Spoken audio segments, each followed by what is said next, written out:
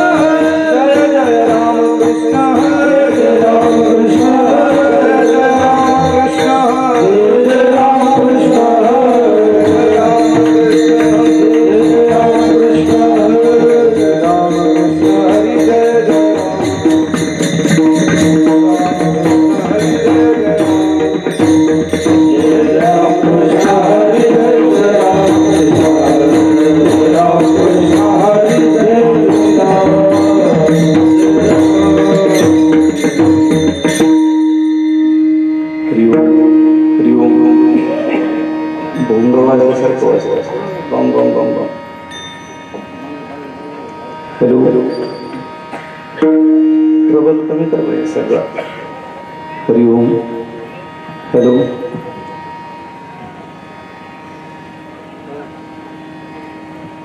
हरिओम. हरिओम. ते भोंग्यांचं कमी केलं तरी सर एम्प्लिफायर मधूनच. हरिओम. हरिओम. हरी हरी. देवते संत देवते संत देवते संत संत देवते संत देवते निमित्तचा प्रतिमा निमित्तचा प्रतिमा निमित्तचा प्रतिमा निमित्तचा प्रतिमा निमित्तचा प्रतिमा निमित्तचा प्रतिमा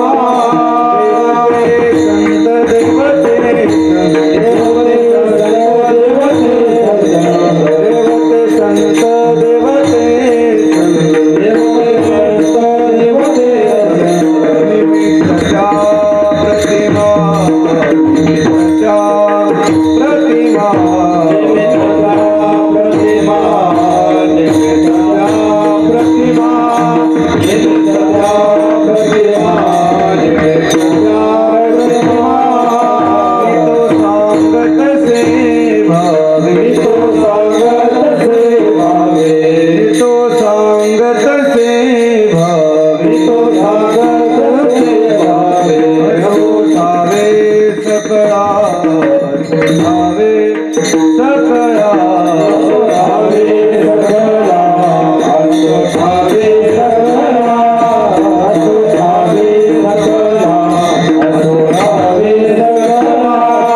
निराकारी होत दिशा निराकारी होत दिशा निराकारी होत दिशा निराकारी होत दिशा. इच्छा पुरत से इच्छा पुरत से इच्छा पुरत से इच्छा पुरत से इच्छा पुरत से इच्छा पुरत से. तो सांगत से भावे सांगत से भावे तो सांगत से भावे सांगत से भावे तो ठावे सकळा ठावे सकळा ठावे सकळा ठावे सकळा ठावे सकळा. म्हणे रोकडे केले म्हणे रोकडे केले म्हणे रोकडे केले म्हणे रोकडे केले ताईने पोट घाली तिने पोट घाली ताईने पोट घाली. तुका म्हणे रोकडे केले ताईने पोट घाली ताईने पोट घाली ताईने पोट घाली. मी तो सांगत से भावे सांगत से भावे सांगत से भावे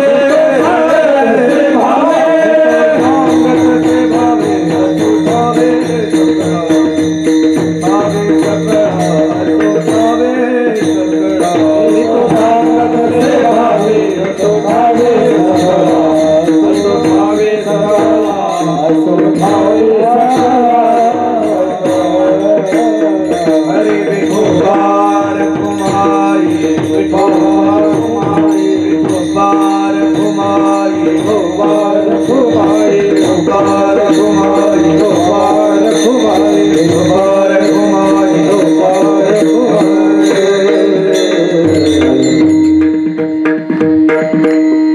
हरिभक्तपरायण साहेबराव महाराज हरिभक्तपरायण तुंगाराम महाराज.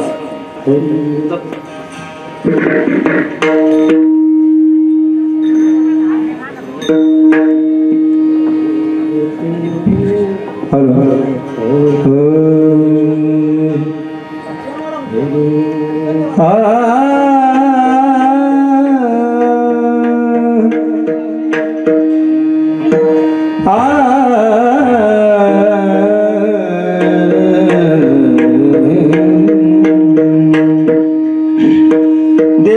संत देवते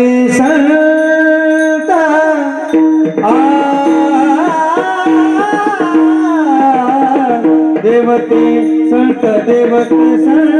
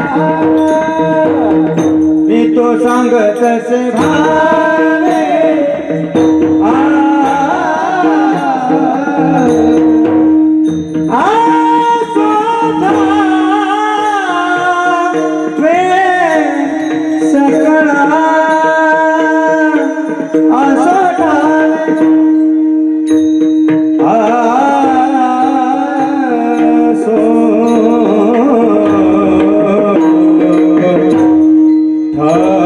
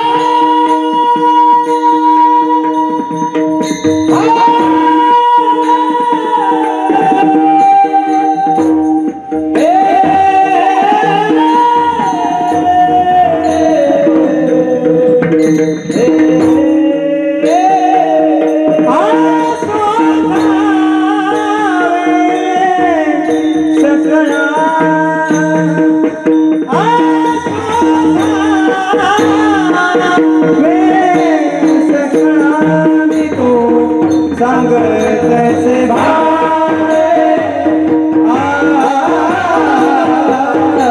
तो सांग तैसे भावे तो सांग तैसे भावे तो सांग तैसे भावे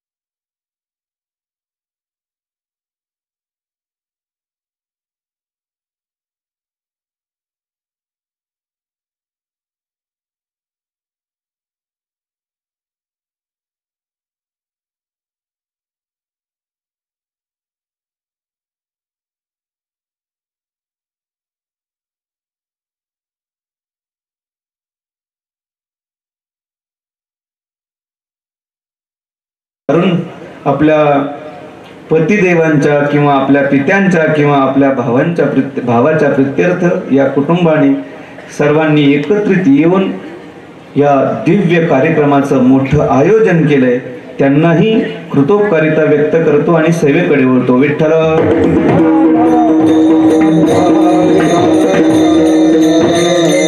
सेवेसाठी निवडलेला अभंग संत श्रेष्ठ जगद्गुरु श्री तुकोबाराय यांच्या गाथेतील असून या अभंगाद्वारा जगद्गुरु श्री तुकोबाराय आपल्या समोर एक सूत्र प्रतिपादन करतात. कोणतं सूत्र? देवते संत वरवर दृष्ट्या देव आणि संत भिन्न म्हणजे वेगळे जरी वाटत असले तरी स्वरूपत्व व छेदकाने देव आणि संत एकच आहेत. तुकोबारायांची प्रतिपादन करण्याची जी शैली आहे, बेस थोडा कमी झाला तरी चालेल. हरिओम, थोडा बेस कमी करा अजून. हरिओम आवाज द्या. हरिओम अजून गेन वाढवा. हरिओम कडक झालं जास्त. हरिओम थोडा बेस. हरिओम. सिस्टीम बरोबर आहे, आपल्याच झोपा झालेलं नाही. रात्री कधी 3:30 वाजले कळालंही नाही. असो, इथे आल्यानंतर प्रथमच धानोरे गावात येण्याचा प्रसंग आला, पण धानोरेकरांनी एवढंही प्रेम दिलं की असं वाटलं की हे याच्या पूर्वीच्या हजारो जन्मातला काहीतरी ऋणानुबंध असला पाहिजे आणि म्हणून हे सगळं घडतंय. कधी रात्रीचे 2, 2:30, 3 वाजायचे कळायचंही नाही. म्हणजे दिवस तर बोलायला गप्पा मारायला पुरतच नव्हता, पण कथेनंतरही 4-2 तरुण भक्त येऊन बसायचे, गप्पा मारायचे. असो, जगद्गुरु श्री तुकोबारायांची प्रतिपादन करण्याची शैली, त्या शैलीचा जर आपण विचार करू गेलो तर सूत्रमयी पद्धती जगद्गुरु श्री तुकोबारायांची आहे. सूत्र कशाला म्हणतात? अल्प अक्षरम असंदिग्धम सार्वत विश्वतोमुखम. अक्षरांचा विचार आपण करू गेलो तर अक्षर अगदी तोकडी असतात, कमी असतात, पण त्याच्या अर्थाचा जर आपण विचार करू गेलो तर विश्वाला गवसणी घालील एवढा श्रेष्ठ व्यापक अर्थ त्या सूत्रांचा असतो. याला सूत्रमयी पद्धती म्हणतात. उदाहरणार्थ, भक्ती समजून देण्यासाठी भागवतासारख्या श्रेष्ठ ग्रंथाची योजना आहे. वैराग्य समजून देण्यासाठी योग वासिष्ठादी श्रेष्ठ ग्रंथाची योजना आहे. ब्रह्मज्ञान समजून देण्यासाठी ब्रह्मसूत्र भामती हजारो ब्रह्मज्ञानाच्या ग्रंथांची योजना आहे. पण हे जटिल आकार असणारे ग्रंथ वाचायलाही समाजाला वेळ नाही. वाचण्याचा प्रयत्न केला तरी आकर्वनात किती येईल हे सांगता येत नाही. आणि म्हणून एवढ्या हजारो शास्त्रांचा सिद्धांत जर आपण जगद्गुरु श्री तुकोबारायांनी विचाराल तर जगद्गुरु श्री तुकोबारायांनी अभंगाच्या एका चरणात आणून ठेवलंय. भक्ती म्हणजे काय, वैराग्य म्हणजे काय आणि ब्रह्मज्ञान म्हणजे काय. भक्ती ते न मन वैराग्य तो मन वैराग्य तो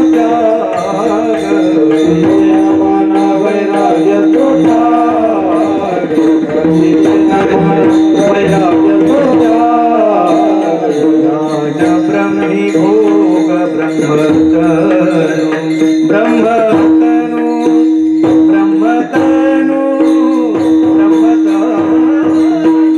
देहाचा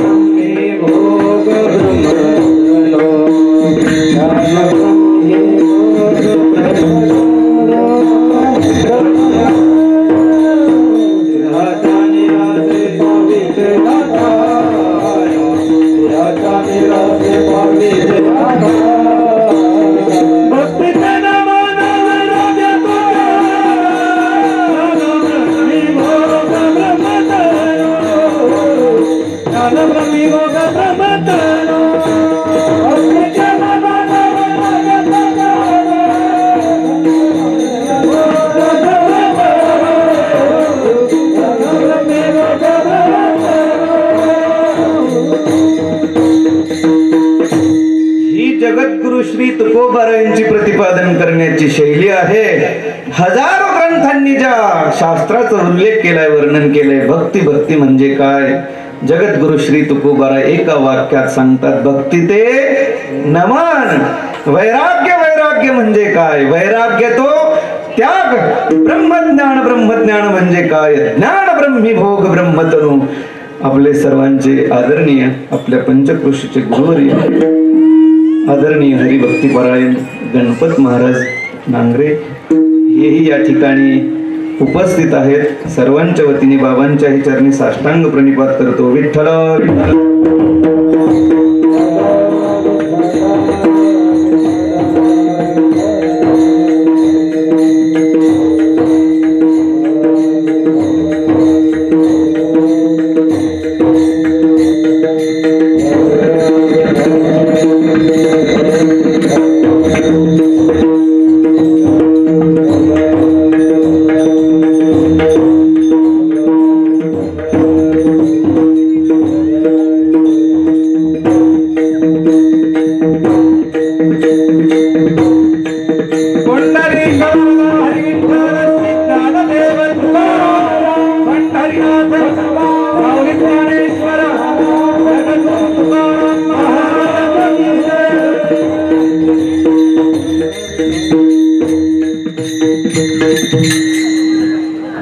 दोन गुरुबंधूंचं किती प्रेम असतं या कृतीतून आपल्याला समोर येतंय बरं का. संत मंडळी हेच कार्य करत असतात, आपल्या कृतीतून समाजाला उपदेश करण्याचा प्रयत्न करत असतात. या ठिकाणी गुरुवर्य राजाराम बाबा आणि गुरुवर्य नागरे बाबा दोन्ही मंडळी आता जरा थकलेत वयाच्या मानाने, पण अशा महात्म्यांची आपल्याला नित्य गरज आहे महाराज. आपल्याला कळत जरी नसलं बरोबर दृष्ट्या तरी सूक्ष्म रीतीने आपल्या जीवनावर संतांच्या संगतीचा काय परिणाम होतो, जे सूक्ष्मदर्शी आहेत त्यांनाच त्याची चाहूल लागते. विठ्ठल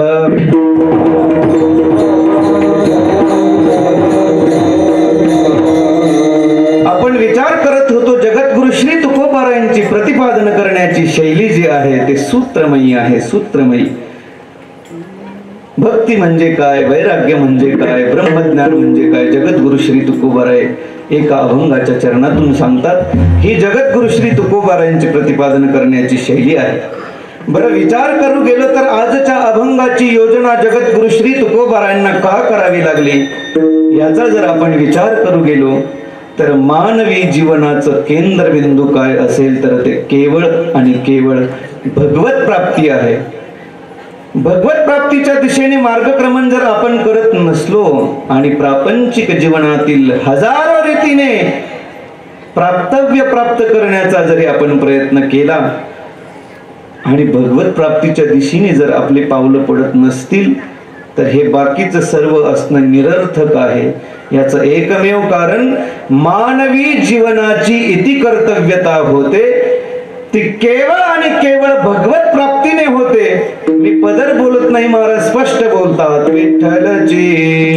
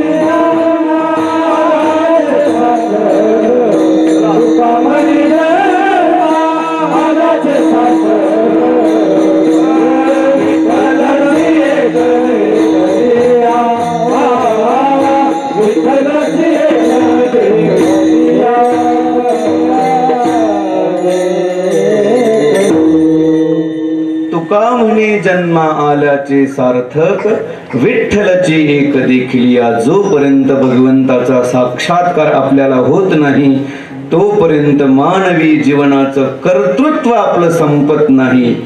माणूस म्हणून जन्माला येऊन मृत्यूला सामोरं जाण्याचा अधिकार आपल्याला तेव्हाच प्राप्त होतो मृत्यू येण्याच्या पूर्वी भगवंताचा साक्षात्कार आपल्याला होणं गरजेचं आहे. तेव्हाच हे जीवन मानवी जीवन म्हणण्याच्या योग्यतेचं तयार होतं, अन्यथा नाही. विठ्ठलाची एक देखील या. मग तो विठ्ठल कसा आहे आपण पाहिलाय का कोणी? भाऊ पाहिलाय का तो विठ्ठल कसा आहे? आपण विठ्ठल कसा आहे कोणी पाहिलाय का? कीर्तनात बसलेल्या माणसांची ही अवस्था आहे, तर रस्त्याच्या कडेला उलटा पालटा पडलेल्या माणसांना काय विचारणार आपण? ऐका, त्या विठ्ठलाच्या स्वरूपाचं वर्णन करत असताना शास्त्रांनी दोन रीतीने केलंय. एक आहे निर्गुण परमात्मा आणि दुसरा आहे सगुण परमात्मा. निर्गुणाचाही साक्षात्कार जीवाला होत नाही, मानवी जीवन व्यर्थ गेल्याशिवाय राहत नाही. सगुणाचाही साक्षात्कार जीवाला होत नाही, मानवी जीवन व्यर्थ गेल्याशिवाय राहत नाही. कसा साक्षात्कार होत नाही याचा विचार करू. निर्गुणाचा साक्षात्कार होत नाही याचं एकमेव कारण आहे, ते इंद्रिय गोचर नाही. निर्गुण परमात्म्याचा साक्षात्कार जीवाला होत नाही, इंद्रियाने ते जाणले जात नाही, म्हणून निर्गुणाचा साक्षात्कार होत नाही. आता कसा होत नाही, काय होत नाही, किचकट आणि कठीण प्रक्रिया आहे. ते सांगत बसलो तर वेदांताचा पाठ सुरू होईल. तात्पर्य इतकंच घ्यायचंय आपल्याला की निर्गुणाचा साक्षात्कार जीवाला होत नाही, मानवी जीवन व्यर्थ गेल्याशिवाय राहत नाही.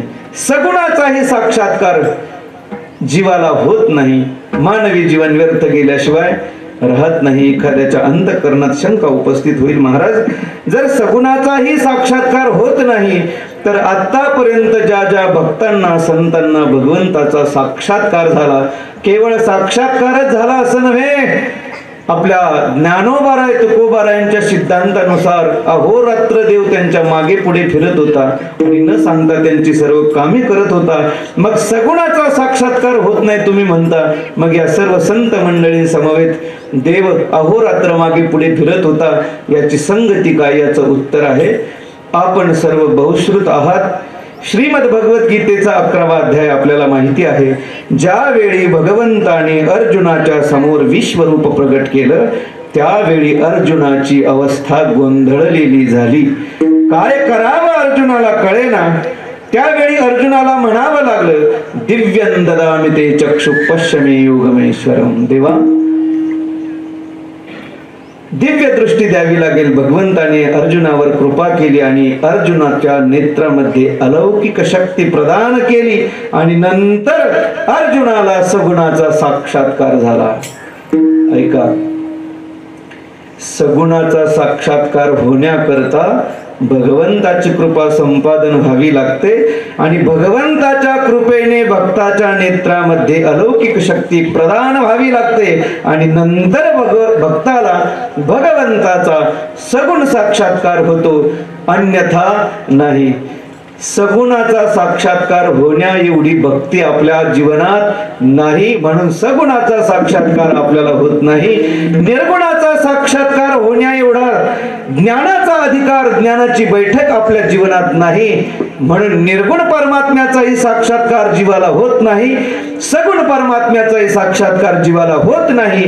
मानवी जीवन व्यर्थ गेल्याशिवाय राहत नाही. अशा काळात जगद्गुरु श्री तुकोबारायांना सामान्य जीवाची दया आली आणि तुकोबारायांनी जीवांना उद्देशून सांगितलं, जीवांनो, तुम्हाला सरळ सरळ देवाचा साक्षात्कार होत नसेल तर हरकत नाही, तुम्ही एक काम करा. काय करा? तुम्ही संतांच्या चरणावर जा. का जायचे?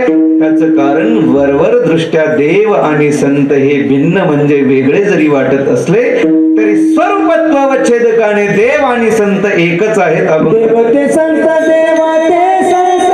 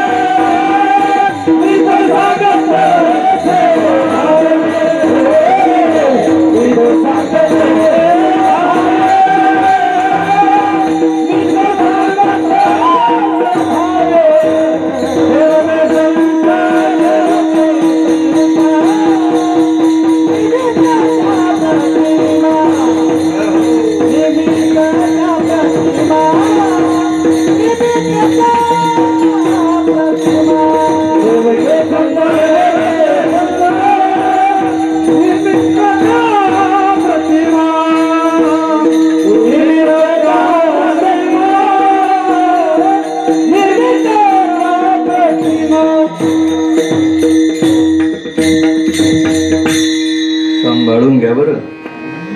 देवते संत निमित्त त्या प्रतिमा, वरवर पाहता देव आणि संत हे भिन्न जरी वाटत असले तरी स्वरूपत्वावच्छेदकाने देव संत एकच आहेत. एखाद्याच्या अंतकरणात शंका निर्माण होईल, महाराज तुम्ही सांगताय देव आणि संत एक आहेत, पण प्रत्यय मात्र तसा येत नाही. पांडुरंगाचं मंदिर पंढरीला, तो विटेवर उभा आहे, रंग काळा आहे, त्याचं स्थान पंढरपूर आहे. ज्ञानोबाराय आळंदीला, ते समाधी अवस्थेत बसलेत. जगद्गुरु श्री तुकोबाराय त्यांचं स्थान देहू आहे, ते तर वैकुंठाला गेलेत. प्रत्येक वेळी संत आणि देव त्यांचा आकार भिन्न आहे, नाव भिन्न आहे, स्थान भिन्न असताना देखील देव आणि संत एक, तुम्ही असं कसं म्हणता? याचं उत्तर देत असताना एक मार्मिक दृष्टांत सांगतो, माझ्याकडे लक्ष द्या. पूर्वीच्या काळी एखाद्या माणसाची मुलगी उपवर झाली तर तिचा विवाह जमवत असताना मुलीच्या बापाला खूप अडचणी असायच्या. मग कुठल्याही प्रकारची व्यवस्था नसायची, पायी प्रवास करावा लागत असे. या पाहुण्यांकडे चौकशी कर, त्या पाहुण्यांकडे चौकशी कर, याला विचार त्याला विचार. असाच एक गृहस्थ ज्याची मुलगी उपवर झाली होती आणि स्थळ शोधण्याच्या हेतूने मजल दर मजल करत करत करत करत फिरत होता. एका गावातून जात असताना त्याला कडाक्याची तहान लागली, भूक लागली, विश्रांतीची आवश्यकता वाटली. त्याच्या असं लक्षात आलं की या गावात आपला बालमित्र राहतोय, त्याच्याकडे जर आपण गेलो तर त्याला खूप आनंद होईल. 12-15 वर्षांनी मित्र भेटेल, आपल्यालाही आनंद वाटेल, थोडा वेळ विश्रांतीचीही व्यवस्था होईल, चहा पाण्याचीही व्यवस्था होईल आणि नवीन स्थळांबद्दल काही माहिती मिळत असेल तर तेही काम आपलं होईल. म्हणून हा मित्राच्या घरापर्यंत जातो, बाहेरूनच हाक मारतो, आहे का कोणी घरात? घराचा मालक दरवाजात येऊन पाहतो. बालमित्र पाहिल्यानंतर पळतच येतो आणि कडकडून मिठी मारतो. जसं रात्री आपण श्रीमद भागवत कथेत सुदाम चरित्र पाहिले या रीतीने. अरे मित्रा, किती दिवस झाले भेट नाही, गाठ नाही, कुठे असतो, काय करतो, इकडे कसा आला? त्याने सांगितलं, घरात नेणार आहेस की इथेच सर्व प्रश्न विचारतो. हाताला धरून घरात घेऊन आला. सोफ्यावर बसण्याच्या अगोदर आवाज देऊन सांगितला, हो पटकन एक कप चहा करून आणा. घरातून आवाज आला, घरात साखरेचा पत्ताच नाही, कुठून करणार चहा? कोणी आलं की कर चहा, कर कॉफी, मला तेवढंच कमी का, साखरच नाही, कसा चहा करणार? तो म्हटला, काळजी करू नको, एक उंट टाक आणि एक हत्ती टाक आणि कर चहा. आलेल्या माणसाच्या अंतःकरणात शंकेचं काहूर माजलं. नसतो आलो तर बरं झालं असतं म्हणे. आपण माळकरी मनुष्य, उंट टाक हत्ती टाक, काय प्रकार? हो नाही करता 5 मिनिटात बाईने चहाचा कप याच्या समोर आणून ठेवला. याने हातात कप घेतला आणि त्यात डोकवायला सुरुवात केली. कुठे उंट दिसतो का? कुठे हत्ती दिसतोय का? हा त्याला म्हटला, अरे तू अर्धा घे ना. म्हणे मी आत्ताच घेतलाय, तुझ्यासाठीच केलाय. काय करावं, नसतो आलो तर बरं झालं असतं म्हणे.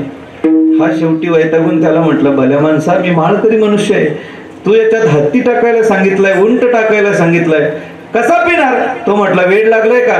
अरे 15 दिवसापूर्वी मुलीचं लग्न झालं. त्या लग्नात रुखवतासाठी साखरेचा हत्ती, साखरेचा उंट, साखरेचा बैल, साखरेचा कुत्रा, साखरेचा घोडा असे नाना प्रकारचे प्राणी केले होते म्हणे. त्यापैकी एक उंट आणि एक हत्ती टाकलाय पेट असं म्हटल्यावर एका घोटात त्याने कप मोकळा केला. आता माझ्याकडे लक्ष द्या. इथे जो उंट, हत्ती, गाढव, कुत्रा काय जे प्राणी असतील ती यांचं नाव भिन्न आहे की आकार भिन्न आहे? हुशार माणसाची एक त्यांनी उत्तर आहे. काय भिन्न आहे? सावडीवर दरोडा झाला होता.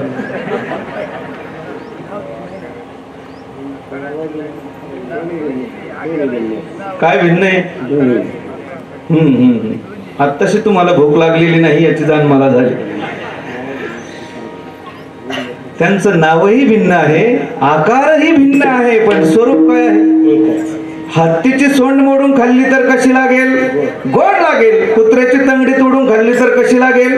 मी साखरेच्या म्हणतोय, गोड लागेल. याचं एकमेव कारण आकार आणि नाव भिन्न भिन्न जरी असतील तरी स्वरूप मात्र एक आहे.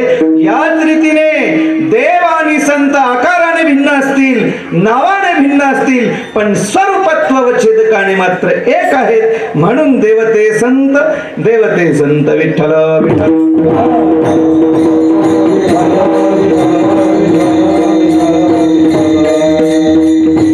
विश्वमौली ज्ञानोबरायांनी स्वरूपत्व व छेदकाने देव संत एक कसे आहेत याचा विचार करत असताना सांगितलंय, ते वर्तत दिसती देही परिते देही ना माझ्या ठाई आणि मी तयांच्या हृदयी समग्र से. वरवर पाहता देव आणि संत वेगळे वाटतात. ते वर्तत दिसती देही परिते देही ना माझ्या ठाई मी तयांच्या हृदयी समग्र असे. उदाहरण दिलं, सविस्तर वटत्व जैसे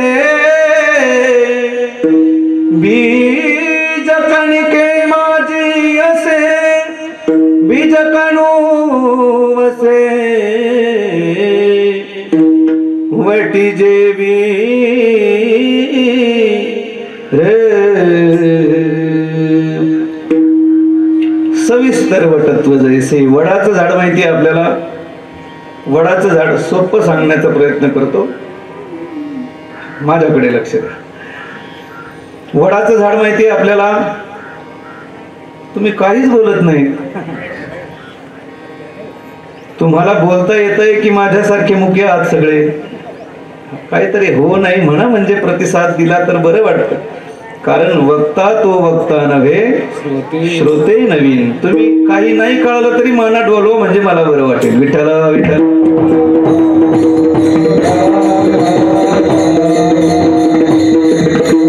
वडाचं झाड माहिती आहे? वडाचं झाड असतं, झाडाला फळ असतं, फळात काय असतं? बी असतं. बियात काय असतं? बोला पाथरेकर मंडळी. झाड असतं, झाडाला फळ असतं, फळात बी असतं, बियात परत झाड असतं. वृक्ष आणि बीजाचा अन्योन्याश्रय असतो, त्याला परस्पर संबंध म्हणतात. शास्त्रीय भाषेत त्याला अन्योन्याश्रय म्हणतात. वृक्ष आधी की बीज आधी याची शहानिशा आपण करू शकत नाही. याच रीतीने देव आणि संत यांचा परस्पर संबंध आहे, अन्योन्याश्रय आहे. एक आधी संत आधी की देव आधी असं काही आपण म्हणू शकत नाही. त्याचं कारण भक्त आहे म्हणून देवाला किंमत आहे. विठ्ठल.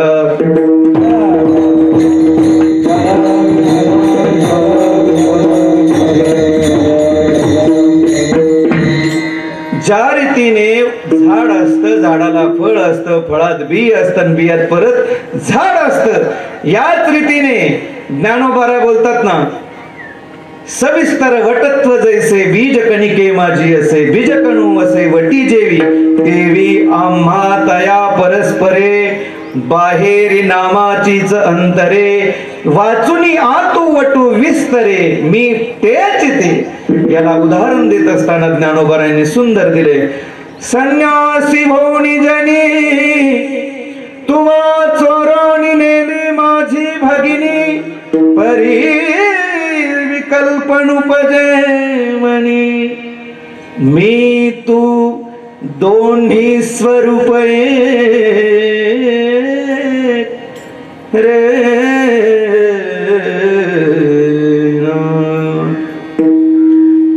अर्जुनाने संन्यासाचं रूप घेऊन भगवंताची सख्खी बहीण चोरून नेली तरी अर्जुनाविषयी कोणत्याही प्रकारचा विकल्प भगवंताच्या अंतःकरणात आला नाही.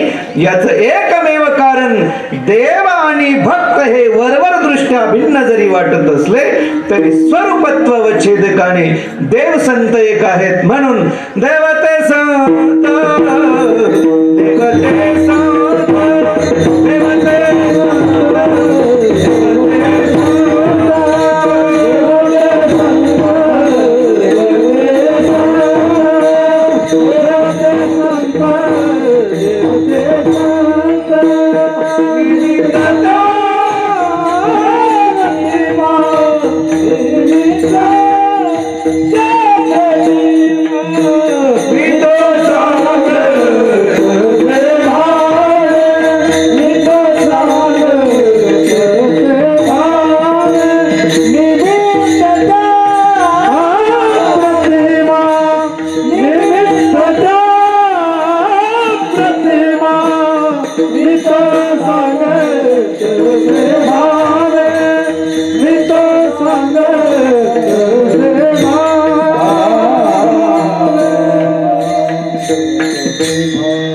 देव आणि संत स्वरूपत्व व छेदकाने एक आहेत. जसं देव संत स्वरूपत्व. एक विनंती होती, तुमचं म्हणून झालं का बटन बंद करा. रिकामी माईक आहे ना, हमिंग करतात कन कन कन कन कन कन, आणि ते नेमकं स्वभाव असा आहे त्याला विक्षेप काही सहन होत नाही, ते गोंधळ होतो. नेमकं कधी कधी असं होतं ज्याचा कंटाळा इकडे पाठीला नाशिक जिल्ह्यात महाराज, ज्याचा कंटाळा त्याचा वानोळा. रिकामे माईक असले की त्याचे आवाज वाढवून ठेवलेले असतात, हवेचा प्रेशर त्याच्यावर येऊन आदळला की ते हमिंग केल्याशिवाय राहत नाही.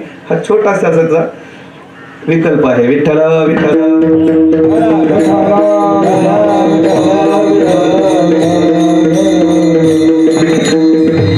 ज्या रीतीने देव आणि संत स्वरूपत्व अवच्छेदकाने एक आहेत, याच रीतीने कार्यत्व अवच्छेदकाने देव संत एक आहेत. म्हणजे भगवान या भूतलावरती अवतीर्ण झाल्यानंतर ज्या रीतीने कार्य करतो त्याच रीतीने संत देखील या भूतलावरती अवतीर्ण झाल्यानंतर कार्य करतात. भगवान अवतीर्ण झाल्यानंतर 3 रीतीने कार्य करतो. कर्तुम शक्ती, अकर्तुम शक्ती आणि अन्यथा कर्तुम शक्ती. कर्तुम शक्ती म्हणजे सर्वांना करण्यास योग्य असते, तिला कर्तुम शक्ती म्हणतात. अकर्तुम शक्ती म्हणजे कुणालाही करण्यास योग्य नसते, तिला अकर्तुम शक्ती म्हणतात. आणि अन्यथा कर्तुम शक्ती म्हणजे त्याचे 2 रूप आहेत. अन्य हस्ते काहीतरी करून घेणं याला अन्यथा कर्तुम शक्ती म्हणतात, किंवा भक्ती ज्ञाना वाचून मुक्ती प्राप्त करून देणं याला अन्यथा कर्तुम शक्ती म्हणतात. या 3 रीतीने देव कार्य करतो. आपण बघू. भगवान अवतीर्ण झाल्यानंतर प्रथम कार्य करतो सर्वांना करण्यास योग्य. भगवंताच्या कर्तुम शक्तीचा विचार जर आपण करू गेलो तर सर्वांना करण्यास योग्य काम केलं कोणतं, महाराज वर्णन करतात. विटी दांडू चेंडू लगोऱ्या नाना परी खेळ मांडियेला यमुनेच्या तीरी गाई गोपाळ हो गाई गोपाळ सवंगडे वना गाई गोपाळ सवंगडे वना गाई गोपाळ सवंगडे वना भगवंताच्या कर्तृत्व शक्तीचं वर्णन करत असताना सर्वांना करण्यास योग्य कार्य भगवंताने विट्टी दांडू खेळला. आपल्यालाही खेळता येतो की नाही? खेळता येतो. भगवंताने दह्या दुधाची चोरी केली, आपल्यालाही करता येते की नाही? असेल तर करणार. आता दूध जाते डेअरीला आणि पोरं खातात वडापाव समोसा. येतो का गोवर्धन उचलता? अरे भाऊ, आपल्याला येतो का गोवर्धन उचलता? आपल्याला येतो का गोवर्धन उचलता? आपली काय गोष्ट काढता महाराज. युरियाची गोणी उचलायची असले तर गृहमंत्र्याला आपल्याला बोलावं लागतं. अहो इकड्या, अहो इकड्या. काय काय नाही, एवढी युरियाची गोणी सायकलवर ठेवू लागत. मग बाईने एका बाजूने धरायची, याने एका बाजूने धरायची, सायकलच्या कॅरेजवर ठेवायची. मग आता जायचं ना गप लोटत, तर तिथे बाई पुढे शायनिंग मारतो, त्याच्यावर सायकलवर टांग टाकतो. अहो अहो काय कर, काय नाही, बसून जात. अहो पडाला अंगावर. नाही नाही, भगवंताने गोवर्धन उचलला, बजरंगबलीने द्रोणागिरी उचलला, आणि ही युरियाची गोणी काही एवढी कठीण आहे का? बरं जा मग. तुम्हाला माहिती आहे शेतकऱ्याची सायकल, पुढचं ब्रेक नाही, मागचं पायडल नाही, दंडात पुढचं चाक गेलं, जेच उरावर घेऊन अंगावर घेऊन पडलं. अहो इकडे काय? अहो हे गोणीन सायकल जरा बाजूला करा. अहो तुम्ही तर म्हणले गोवर्धन, ते फक्त बोलावं लागतं. कशाचा गोवर्धन उचलतो आणि कशाचा द्रोणागिरी उचलतो. आपली ही अशी अवस्था. भगवंताने एकट्याने उचलला आणि एकदाच उचलला, 100 वेळा नाही. ही भगवंताच्या जीवनातील अकर्तृत्व शक्ती आहे, इतरांना करण्यास योग्य नाही, त्याला अकर्तृत्व शक्ती म्हणतात. बाकीची उदाहरणं तुम्ही पाहून घ्या. भगवंताच्या जीवनातील तिसरी आहे अन्यथा कर्तृत्व शक्ती. अन्य हस्ते काहीतरी करून घेणं, याला अन्यथा कर्तृत्व शक्ती म्हणतात. वानरा हाती लंका घेवली म्हणे तुका. भगवान प्रभू रामचंद्रांनी वानरांच्या करवी लंका स्वाधीन करून घेतली, याला म्हणतात अन्यथा कर्तृत्व शक्ती. आणि त्याचं दुसरं रूप असं आहे भक्ती ज्ञाना वाचून मुक्ती प्राप्त करून देणं, त्याला अन्यथा कर्तृत्व शक्ती म्हणतात. कपिकुळ उद्धरिले मुक्त केले राक्षसा, नाम चांगले चांगले माझे कंठी राहो भले. कपिकुळ उद्धरिले, मुक्त केले राक्षसा. आपण सर्व धार्मिक प्रवृत्तीचे आहोत, आपण नित्य भगवंताची उपासना करणारे आहोत. आपला भगवान उद्धार करील नवल नाही. पण राक्षसांनी कोणत्या काळात भगवंताची उपासना केली होती सांगा बरं? तरी देखील भक्ती नाही, ज्ञान नाही, तरी देखील मुक्त केले राक्षसा. ही भगवंताच्या जीवनातील अन्यथा कर्तृत्व शक्ती आहे. या 3 रीतीने भगवान अवताराला आल्यानंतर कार्य करतो. याच रीतीने संत देखील अवताराला आल्यानंतर कार्य करतात. पहिली कर्तृत्व शक्तीचं कार्य ज्ञानोबा यांच्या जीवनातील कर्तृत्व शक्तीच्या कार्याचा विचार जर आपण करू गेलो तर ज्ञानोबारायांनी गळ्यात टाळ घेतला, खांद्यावर पताका घेतली आणि आळंदी पंढरीची वारी केली. माझ्या मनीची आवडी पंढरपुराने न गोडी, पंढरपुराने न गोडी, पांडुरंगी मनरंग, पांडुरंगी मनरंग. ज्ञानोबारायांनी खांद्यावर पताका घेऊन आळंदी पंढरीची वारी केली. आपल्यालाही करता येते की नाही? आपल्यापैकी बरीच मंडळी त्र्यंबकची, आळंदीची, पंढरीची वारी करतात की नाही? हे आपल्या जीवनातील, संतांच्या जीवनातील कर्तृत्व शक्तीचं कार्य आहे, जे सर्वांना करण्यास योग्य आहे.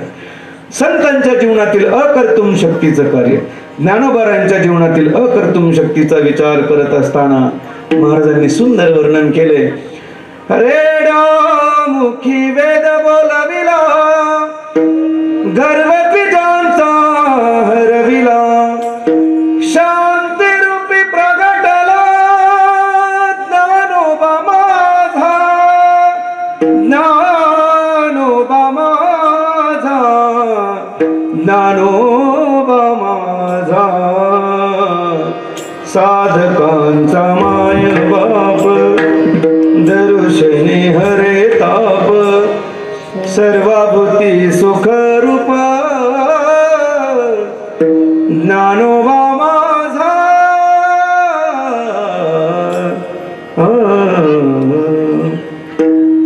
ज्ञानोबरायांच्या जीवनातील अकर्तुम शक्तीचं कार्य रेड्यामुखी वेद बोलविला. पैठण क्षेत्रामध्ये ज्ञानोबरायांनी रेड्याच्या मुखातून साक्षात वेद श्रुती वदवून घेतली. एकट्याने घेतली आणि एकदाच घेतली, 100 वेळा नाही आणि 1000 जणांनी नाही. ज्ञानोबरायांनी पैठण क्षेत्रात रेड्याच्या मुखातून वेदश्रुती वदवल्यानंतर काही बुद्धिवादी मंडळी त्यांच्या बुद्धीची फवारी उडवू लागले आणि त्यांनी सांगितलं त्या काळी पैठण क्षेत्रामध्ये रेडे आडनावाची माणसं होती, त्यापैकी एका रेड्याच्या मुखातून ज्ञानोबरायांनी वेदश्रुती वदवली. हे म्हणणं नामदेव महाराजांना सहन झालं नाही आणि मग महाराज म्हणतात, म्हैसी पुत्र मुखे बोलवणे श्रुती चालवणे भिंती बैसोनिया. नोहे हा सामान्य महिमा संतांचा, नैवेद्य हातीचा मूर्ती देवी. रेडे आडनावाची माणसं आपण पाहिली असतील, पण म्हैशी पुत्र आडनावाची माणसं पाहिलीत का? म्हैशी पुत्र कुणाला म्हणतात? म्हैशी पुत्र कुणाला म्हणतात? भास्कर भाऊ, म्हैशी पुत्र म्हणजे काय? काय म्हणतात इकडे? रेडा. लय शुद्ध भाषा आहे राव तुमच्याकडे.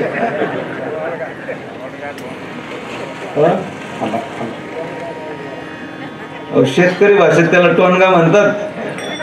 असे टोनग्याच्या बुद्धीचे माणसं पावलं पावली भेटत असतात, पण आपण समजायचा हा टोनगा आहे, त्याच्या पुढे आपला वेळ खर्च करण्यापेक्षा शॉर्टकट मारलेला बरा. विठ्ठल.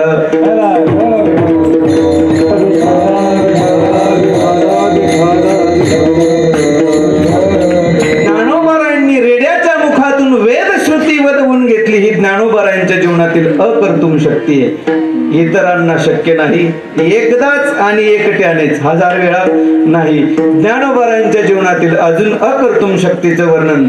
चालविली जड भिरती हरली चांगयाची भ्रांती, मोक्ष मार्गीचा सांगाती ज्ञानोबा माझा, ज्ञानोबा माझा, ज्ञानोबा माझा.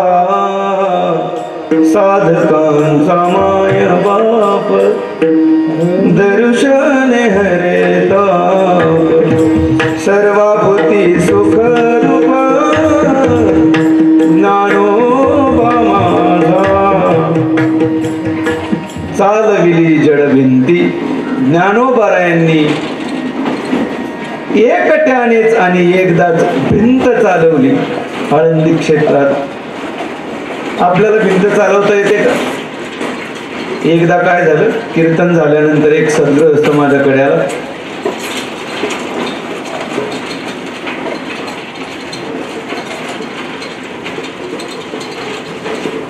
विठ्ठल विठ्ठल विठ्ठल.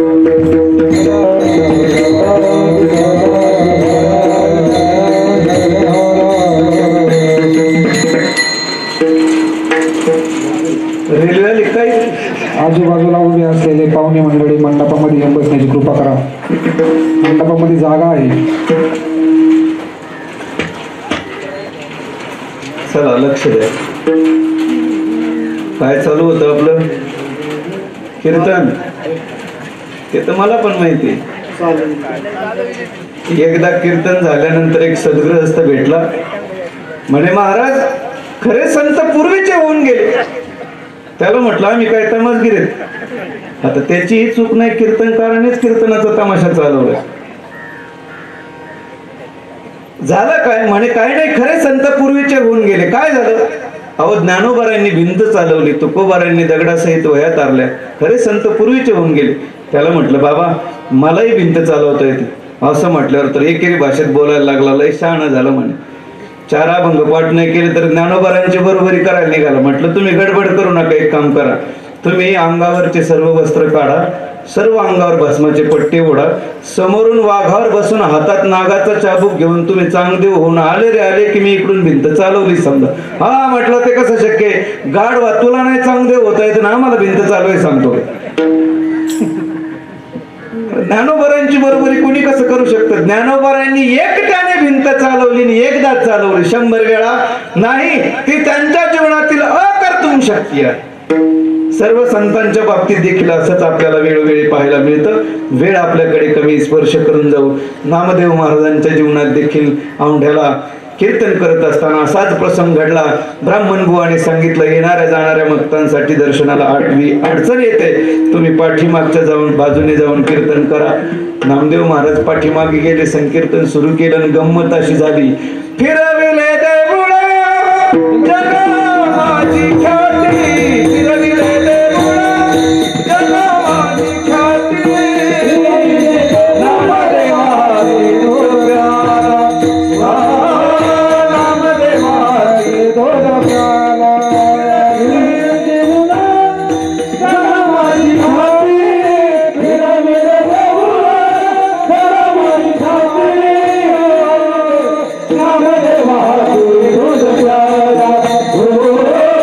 नामदेवाचे दोन प्याला,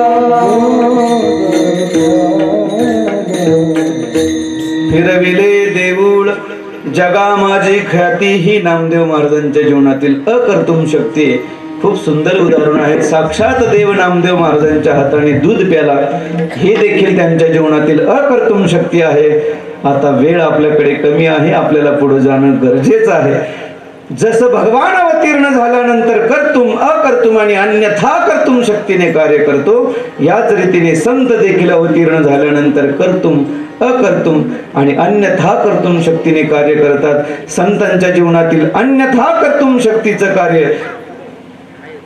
ज्ञानोबारांच्या जीवनातील अकर्तुम शक्तीचं अन्यथा कर्तुम शक्तीचं कार्य ऐका. अन्य हस्ते काहीतरी करून घेणं, याला अन्यथा कर्तुम शक्ती म्हणतात. आपण सगळे भाग्यवान आहोत. महाराष्ट्रात आपला जन्म झालाय आणि त्यातली त्यात आम्ही तर अजून भाग्यवान आहोत.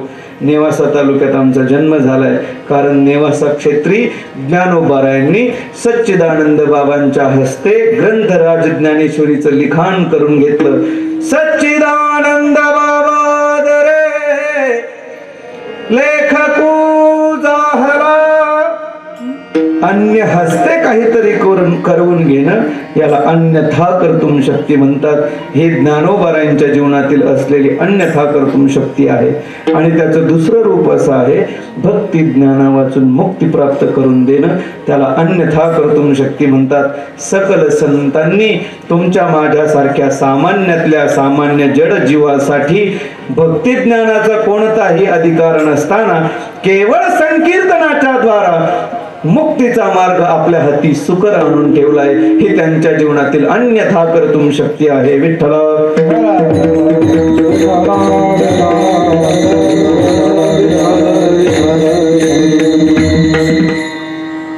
जसं स्वरूपत्व अवच्छेदकाने देव संत एक आहेत, याच रीतीने कार्यत्व अवच्छेदकाने देव संत एक आहेत. याच्या पुढे जाऊन गुणत्व अवच्छेदकाने एक आहेत. म्हणजे जे सर्व गुण भगवंताच्या ठिकाणी आहेत, तेच सर्व गुण सकल संतांच्या ठिकाणी आहेत. हरी तैसे हरीचे दास, नाही तया भय मोह चिंतास,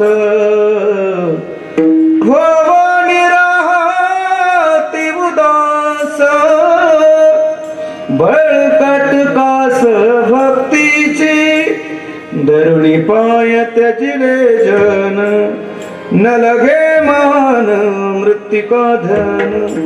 जे सर्व गुण भगवंताच्या ठिकाणी आहेत, तेच सर्व गुण सकल संतांच्या ठिकाणी आहेत. आणि चौथा प्रकार, भगवंताच्या साक्षात्काराने जी जी काही फलश्रुती आपल्याला प्राप्त होते, ती सर्व फलश्रुती संतांच्या दर्शनाने प्राप्त होते. म्हणून देवते संत, देवते संत, 4 प्रकार मी तुमच्या समोर ठेवले.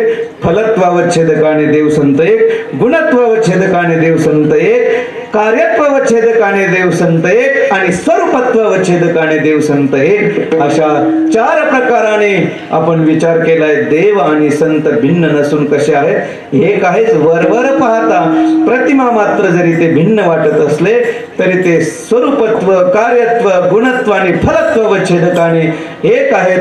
जी गोष्ट माझ्या अनुभवाला आली ती सकल समाजाला ठाऊक असावी या भावयुक्त अंतःकरणाने मी आपल्या सर्वांच्या समोर प्रगट करत आहे अभंगाचं. मी तो सांगत से भावे तो सांगत से भावे मी तो सांगत से भावे तो सांगत से भावे मी तो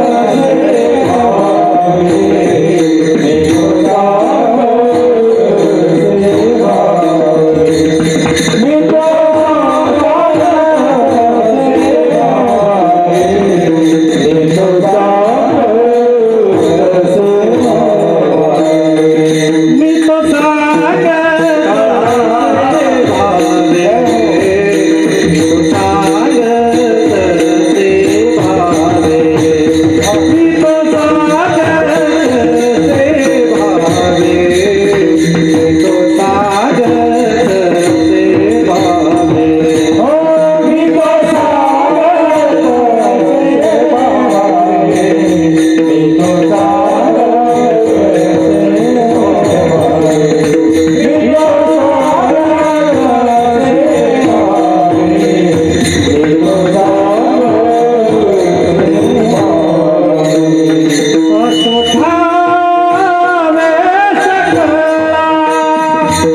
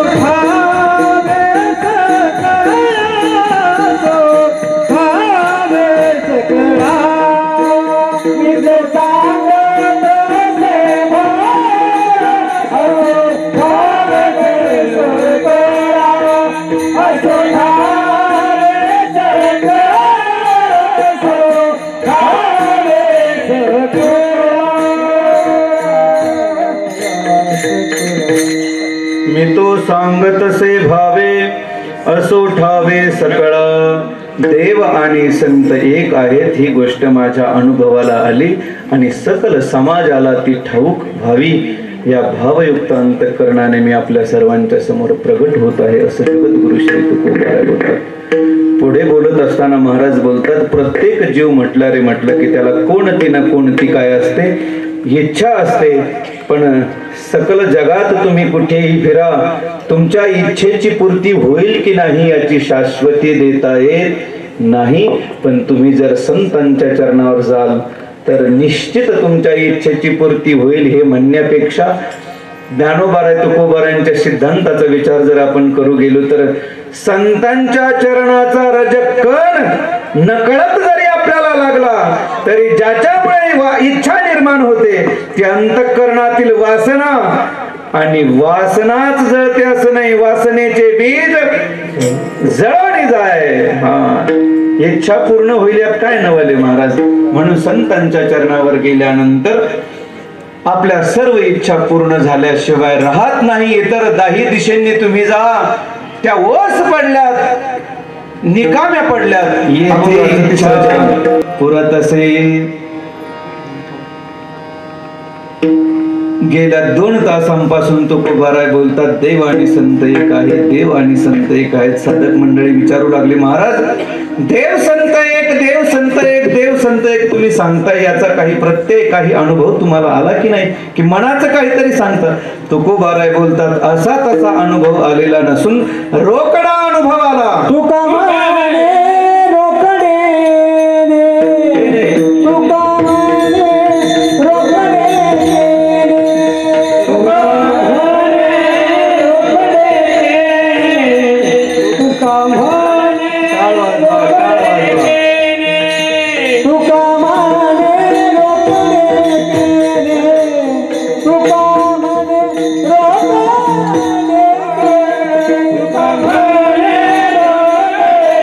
रोकडे दे, तुका म्हणे सेविता येणे पोट घाल, सेविता येणे पोट घाल, मी तो तसे भावे, मी तो तसे भावे, पोट सेविता येणे पोट घाल, मी तो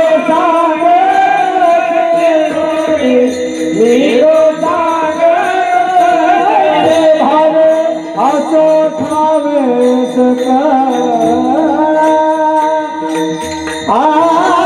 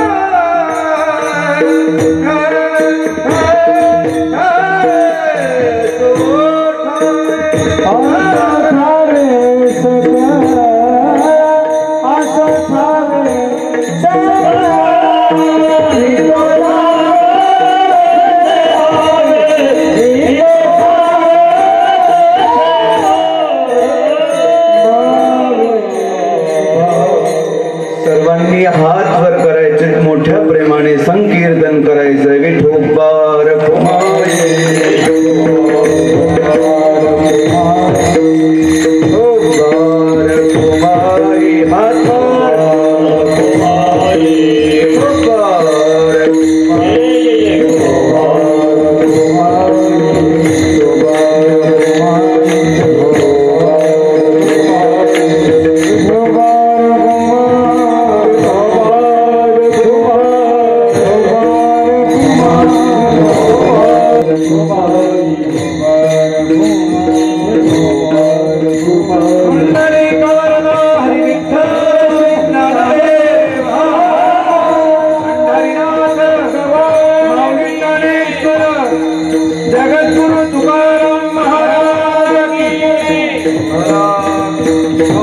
कुमारी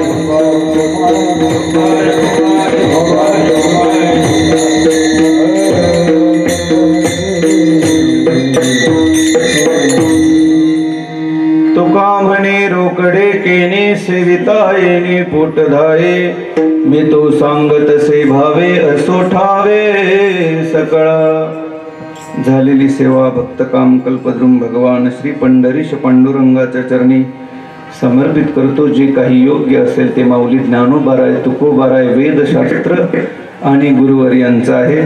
जे काही अयोग्य असेल ते माझ्या अल्पबुद्धीचे दोष आहेत. श्रोते सज्जनांनी ते गोड करून घ्यायचे. ज्यांना भावसमनांजली समर्पित करण्याच्या हेतूने आपण सर्वजण या ठिकाणी एकत्रित उपस्थित आहोत ते आपण सर्वांचे स्नेही कैलासवासी श्री सोपान माधव गुजर उर्फ अण्णांच्या या प्रथम वर्ष श्राद्धाच्या निमित्ताने गेल्या 7-8 दिवसांपासून आपण या भगवत कथामृताचा आस्वाद घेत आहोत, अवगाहन करत आहोत. आजची वर्ष श्राद्धाची सेवा ही या कुटुंबाच्या वतीने माझ्याकडे आली आहे. या कार्यक्रमासाठी आणि या कुटुंबावर प्रेम करणारी आपण सर्व ज्येष्ठ श्रेष्ठ मंडळी या कुटुंबाच्या सांत्वनाच्या निमित्ताने उपस्थित राहिलात. समस्त ग्रामस्थ ही पंचक्रोशीतील भाविक मंडळी ही 8 दिवसांपासून विशेषत्वाने आपण सर्वजण उपस्थित राहून या कुटुंबाला उपकृत केले. आपल्या सर्वांचाही ऋणनिर्देश करतो. त्याचप्रमाणे आज ज्यांची उपस्थिती या कार्यक्रमाला लाभली त्या आदरणीय हरिभक्तीपरायण आपल्याच पंचक्रोशीतील श्रद्धास्थान गुरुवर्य गणपत महाराज नागरे, त्याचप्रमाणे गुरुवर्य हरिभक्तीपरायण राजाराम महाराज तुवर, त्याप्रमाणे या पंचक्रोशीतील सर्व भजनी मंडळी उपस्थित आहेत. आपणही दूरहून लांब लांबून सर्व पाहुणे मंडळी इष्टमित्र सगळे सोयरे उपस्थित राहिलात. आपल्या नेवासारावरी पंचक्रोशीत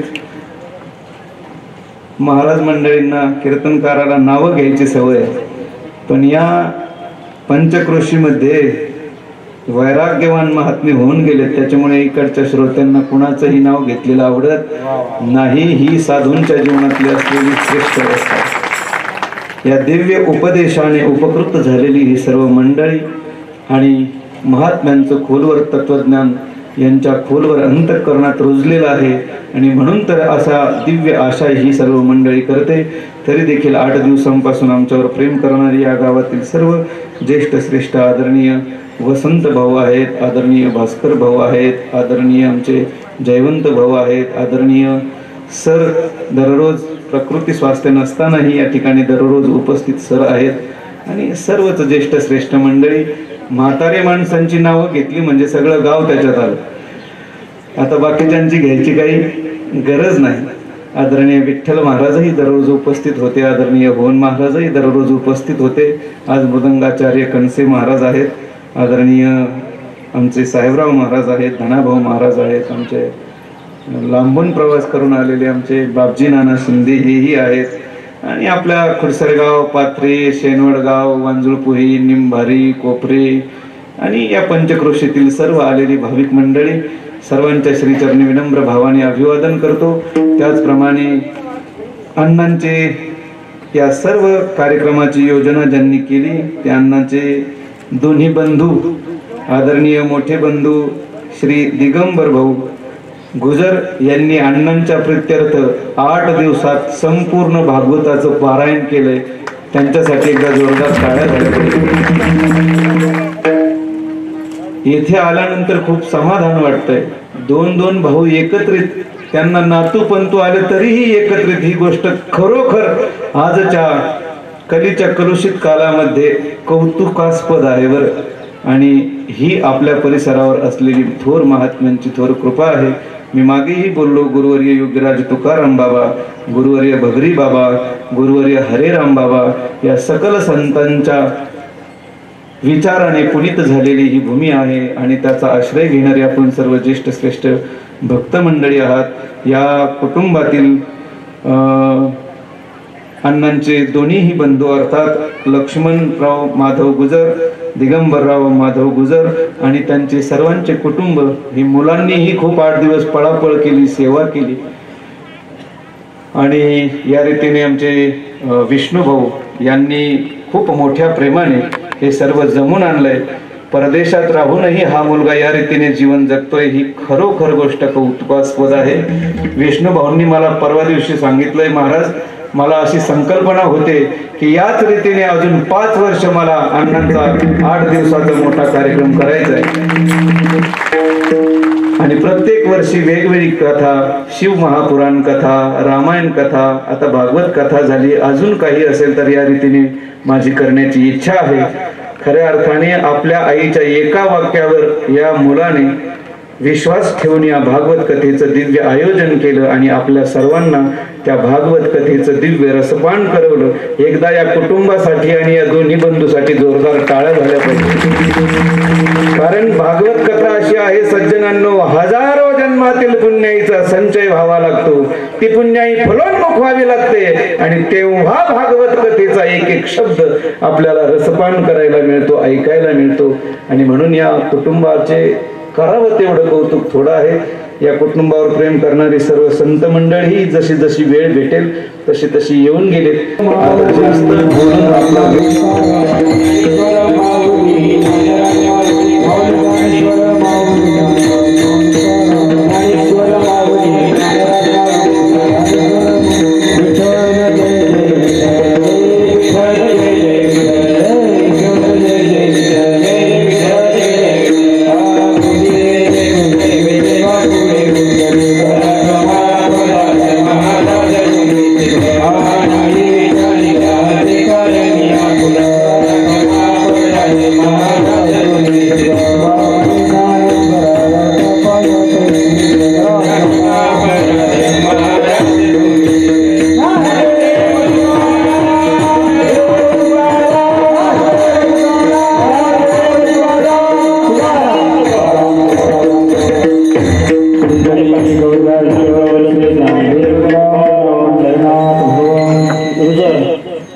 यांच्या प्रथम वर्षाच्या निमित्ताने आयोजित केलेली श्रीमद भागवत कथा, तदनंतर आजचं कीर्तन,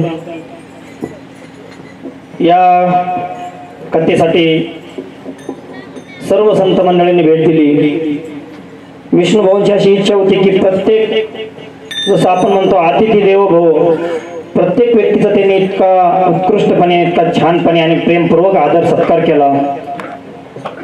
त्यांना द्यावे तेवढेच धन्यवाद थोडे आहे. त्यांचं आजही म्हणणं असं आहे की त्यांचं संतपूजन तर होणारच, पण त्यांनी सांगितलं जेवढे टाळकरी, जेवढे सेवारूपी जेवढे येथील संत महात्मे सर्वांचं मला पूजन करायचं आहे, तर मला नाही म्हणू नका. त्यांची अशी इच्छा आहे की सर्वांचं पूजन त्यांना करायचं आहे. त्यानंतर आजचे जे विशेष म्हणजे आपल्या कार्यक्रमाला उपस्थिती गुरुवर्य हरिभक्तपरायण नागरे बाबा यांनी, तब्येत चांगली नसताना बाबा ते रात्रीच येणार होते, पण आमचं बोलणं झालं आणि म्हणलं बाबा नका येऊ रात्रीला, एवढे लांबून यायचं 5-6 किलोमीटर गाडीचा प्रवास, पण ते म्हणले मी भेट द्यायला येणार आहे. ते आज उपस्थित राहिले, त्यांचे ऋण व्यक्त करतो आणि त्यांचं संतपूजन करतात आपले विष्णुभाऊ. त्याचप्रमाणे आपले हरिभक्त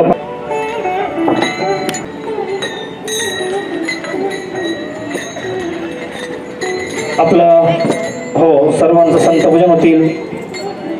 त्यानंतर बाबा आपले 2 शब्द मनोगत व्यक्त करतील अशी बाबांना विनंती करतो. प्रथम हो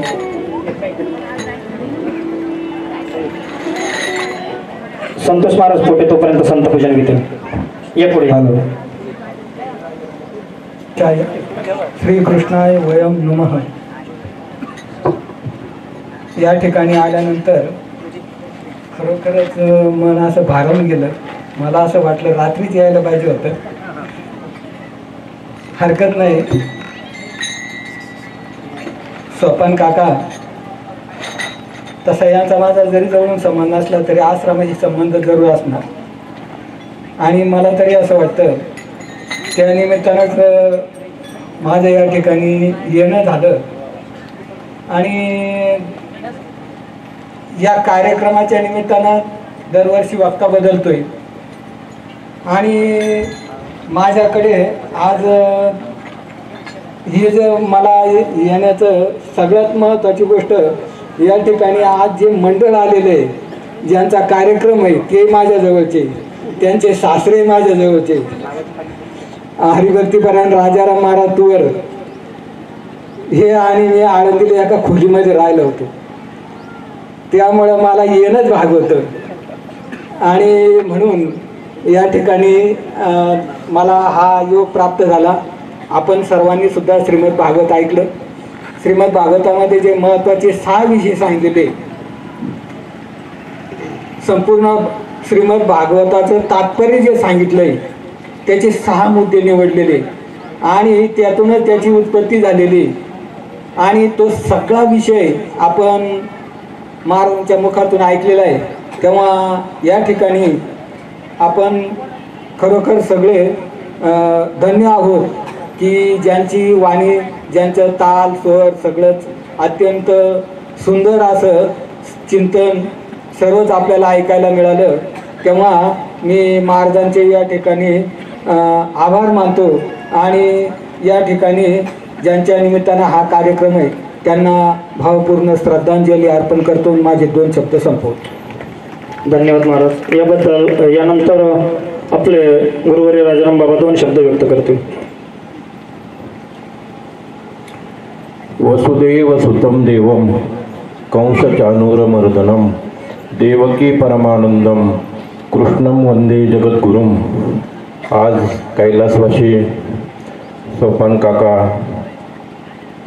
गुजर आणि यांचं प्रथम पुण्यस्मरण या निमित्ताने 7 दिवस हरिभक्तपरायण योगीराज महाराज आणि यांच्या श्रीमुखातून सुंदर अशी श्रीमद भागवत कथा आपण 7 दिवस श्रवण केली.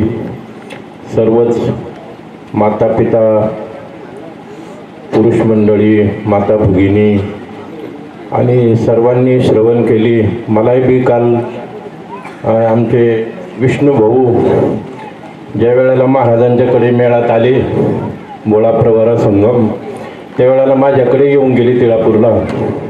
आणि त्यांच्या प्रेमामुळं माझी तब्येत बरी नसताना एवढी, पण मलाही बी यावं लागलं शेवटच्या दिवशी का होईना. आम्हालाही हजर राहण्याचं सौभाग्य प्राप्त झालं. आणि सुंदर अशी भागवत कथा महाराजांच्या मुखातून ऐकली. आणि आज काल्याचं कीर्तनही महाराजांनी असं गोड केलं. देवते संत निमित्त त्या प्रतिमा. महाराज सर्वगुण संपन्न आहेत. आता गाणारे आहेत, वाजवणारे आहेत, त्याचप्रमाणे वक्तृत्व कला आहे, त्यांच्याकडे सर्व गुण आहे. आणि आज दुधात साखर म्हणजे आज आमचे गुरुबंधू गणपत महाराज नागरे आणि या कार्यक्रमाला हजर राहिले म्हणून खूपच विशेष आनंद झाला. आणि इतरही संत मंडळी अनेक आहेत, सर्वांचे नाव काय मला सांगता येणार नाही. सर्व टांकरे मंडळी, सर्व महाराज मंडळी. तेव्हा सोपान काकांच्या निमित्ताने हे भागवत या ठिकाणी झालं. त्यांचे बंधू, त्यांच्या पत्नी, त्यांचे मुलं, त्यांचा सर्वच परिवार, सुना वगैरे, आणि सर्वांना धन्यता द्यावी तेवढी थोडी आहे की त्यांनी या काया वाचा मनाने हा कार्यक्रम या ठिकाणी संपन्न केलेला आहे. तेव्हा पांडुरंगाच्या चरणी मी अशी प्रार्थना करतो की सोपान काका, आणि ते तर त्यांचं पुण्य होतं म्हणूनच एवढा कार्यक्रम झाला, पुढेही होणारच आहे. तेव्हा सोपान काकांना, त्यांच्या आत्म्याला चिरशांती प्राप्त हो अशी पांडुरंगाच्या चरणी आणि प्रार्थना करतो आणि माझ्या वाणीला विराम देतो.